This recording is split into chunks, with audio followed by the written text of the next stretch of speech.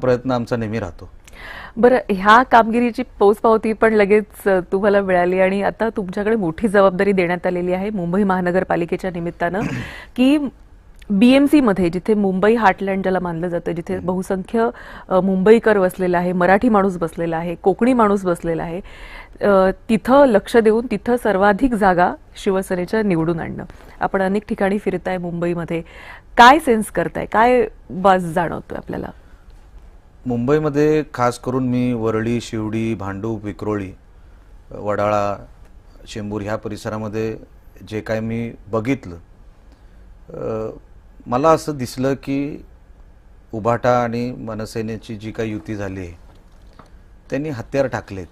असं कुठेही त्यांचा कार्यकर्ता, आता जिथे आदित्यजींचा मतदारसंघ आहे तिथे मी काम करतो अनेक दिवसांपासून, पण असं कुठेही जाणवलं नाही की हा ठाकरेंचा मतदारसंघ आहे. एक तर लुक पण तसा नव्हता, झोपडपट्ट्या वगैरे, म्हणजे 2 टर्म आमदार असून सुद्धा त्या मतदारसंघात तशी काय छाप पाडू शकले नाहीत. ते कार्यकर्त्यांचं जाळं बांधू शकले नाहीत. ते जे जाळं आहे ते इकडे आलेलं आहे मोठ्या प्रमाणामध्ये. जे राहिलेले आहेत ते काहीतरी ऑब्जेक्टिव्हमुळे राहिलेले आहेत. ते संध्याकाळी फोन करतात, असे कॉन्टॅक्टमध्ये असतात. तर जे जाळं बघायला, शिवडी जिथे शिवसेनेला जेव्हा म्हणजे आपण पूर्वीच्या काळात जी काय ही होती संघटना, शिवडी आणि त्या परिसरामध्ये मराठी माणूस मोठ्या प्रमाणात होता. नक्कीच. आणि मोठ्या प्रमाणामध्ये त्यांच्या मागे होता. पण आज तसा दिसत नाही.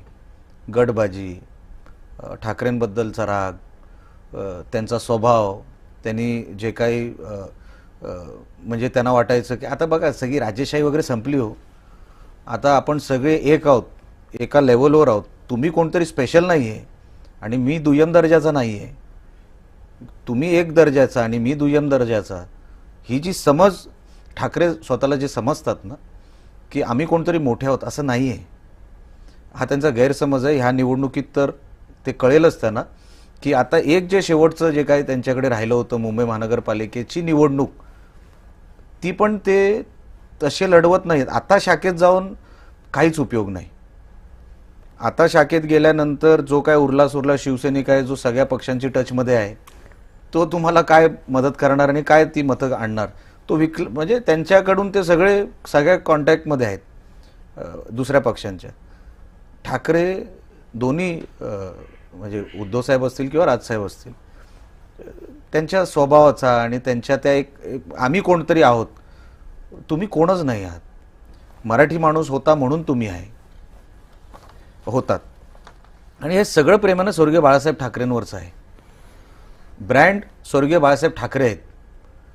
आता मी जर नारायण राणेंचा मुलगा म्हणून मी जर स्वतःला काहीतरी समजायला लागलो आणि कोकणामध्ये त्यांच्यासारखा फिरायला लागलो, लोक म्हणतील तू काय केलंयस. आता ते दिवस गेले ना की बापामुळे मुलाला सगळं काय मिळतं आणि मुलगा वाटेल ते करू शकतो. आता दिवस ते गेले मॅडम. आता तसं काय राहिलेलं नाही. आता तुम्ही काय, तुमचं मेरिट काय, तुमची बौद्धिक क्षमता काय, तुम्ही डिलिव्हर काय करू शकता, ह्याच्यावर पण सगळं डिपेंड असतं. ठाकरेंनी अनेक वर्ष फक्त मराठी माणसाला वापरलं आणि ग्राउंड रियालिटी आता जिकडे मी फिरतोय तिकडे सगळीकडे अशी जाणवते की आता हे जे 2 भाऊ एकत्र आले आणि मार्केटिंग करतायत ना, लोकांना काही देणं घेणं नाही. लोक म्हणतात माझं काय, मी मुंबईमध्ये राहतो, 21व्या शतकात आपण राहतो, हे मुंबई 21व्या शतकातलं वाटतंय का, हे सगळं आहेच ना, तुम्ही काहीच देऊ शकला नाही आणि आम्ही फक्त एकत्र. अरे कोणाला फरक पडतो तुम्ही एकत्र आलात नाही आलात, घरी बसा. अच्छा, अगोदर एकत्रच होतात ना 25 वर्ष. जेव्हा मुंबई महानगरपालिका 25 वर्ष या ठाकरेंकडे होती, सगळ्या किल्ल्या उद्धव साहेबांकडे होत्या, तेव्हा एकत्रच होतात ना. मग तेव्हा काय नाही तुम्ही मुंबईसाठी काय करू शकलात. लोकही सगळी हुशार आहेत, सुज्ञ आहेत आणि मुंबईकर तर खूपच हुशार आहे. त्यांना सगळं माहिती आहे. 16 तारखेला तुम्हाला दिसेल ठाकरे कंपनी जी प्रायव्हेट लिमिटेड कंपनी आहे त्यांचा अकाउंट NPA झालेला असेल. बरं, ज्यावेळी हे 2 बंधू एकत्र आले होते असं वाटलेलं आता मुंबईमध्ये असा